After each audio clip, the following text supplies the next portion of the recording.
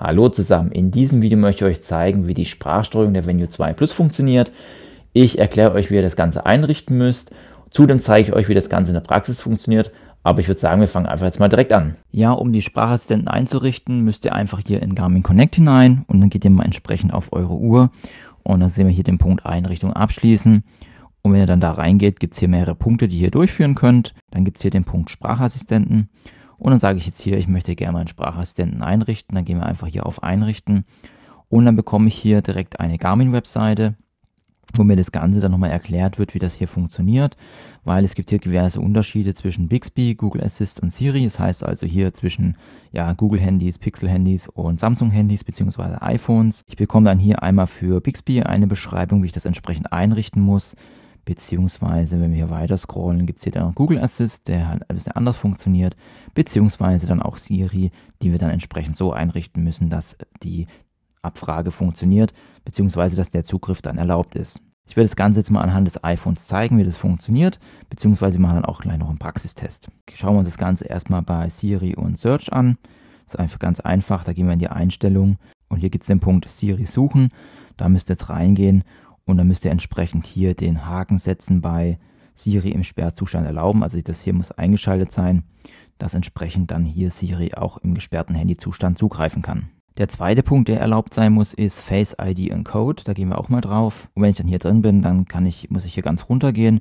Und dann muss ich einfach hier auch Siri die Genehmigung geben, dass sie entsprechend hier zugreifen darf. Ja, jetzt ist es so, wenn ihr jetzt telefonieren wollt, gibt es ja die Möglichkeit hier auch eine Kontaktliste anzurufen. Wir sehen jetzt hier, ich habe hier momentan durchgestrichene Linie, das liegt aber daran, dass ich gerade im Keller bin und kein Netz habe.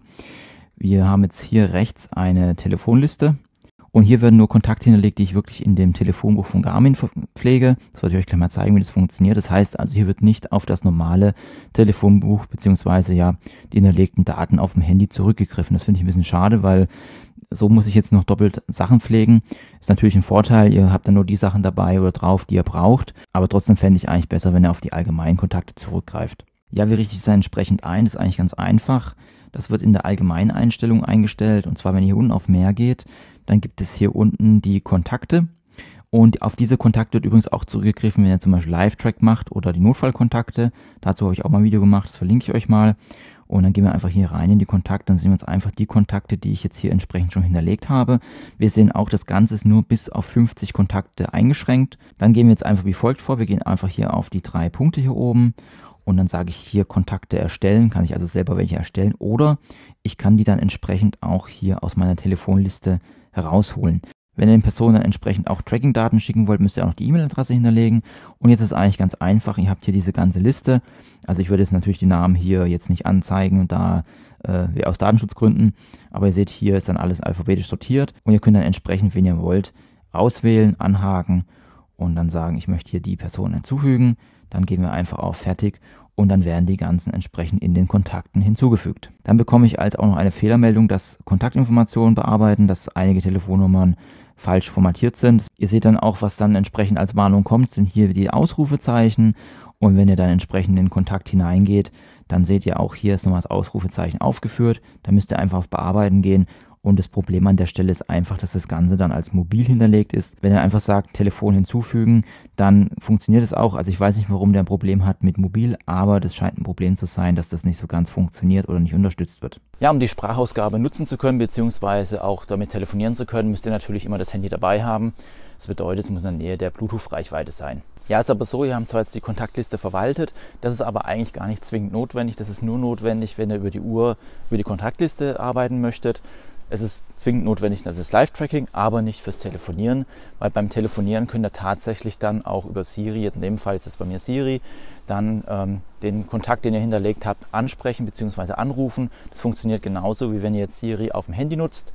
Und deswegen rufe ich jetzt mal einen Kontakt an, den ich nicht in der Liste hinterlegt habe und wir testen das Ganze einfach einmal. Und es ist auch immer so, wenn ihr dann einmal den Sprachassistenten nutzen wollt, müsst ihr hier einfach mal draufdrücken und dann kommt hier Connect to Voice Assist und dann sage ich jetzt einfach Sascha, Geschäftshandy, anrufen. Ich rufe Sascha, Geschäftshandy an. Und dann sehen wir jetzt auch Calling. Und hier könnt ihr dann, wenn ihr hier unten drauf drückt, entsprechend die Lautstärke einstellen. Ja, hallo. Dann sehen wir hier, das können wir hier die Lautstärke einstellen.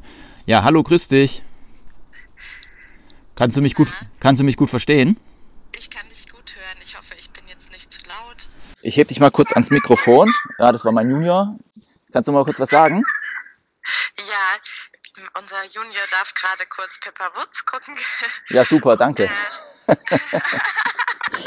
Okay, ja, sehr pädagogisch. Wir können auch was machen. Schatz, falls du gerade zufällig am Auto bist, du darfst gerne meins putzen.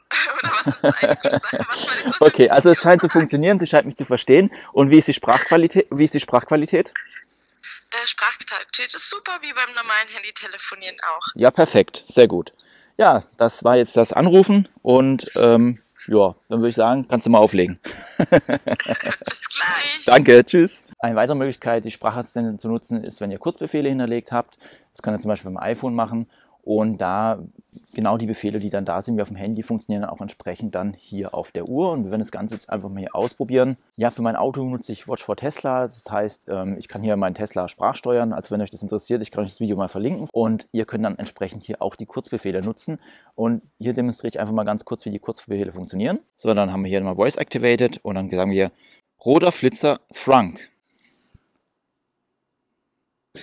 So, und dann geht das Auto auf. Und so haben wir dann automatisch den Frank geöffnet. Und wie gesagt, das funktioniert bei allen Kurzbefehlen, die ihr hinterlegt habt. Also das heißt auch Smart Home etc.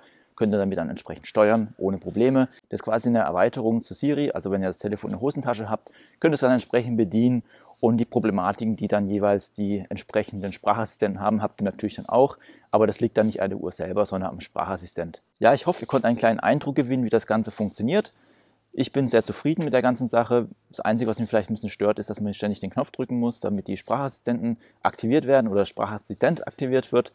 Aber ansonsten von der Funktionalität kann ich da jetzt nichts Negatives sagen. Das Einzige ist, die Siri ist ein bisschen leise. Ich habe schon versucht, die ein bisschen lauter zu machen. Die ist nicht so gut zu verstehen.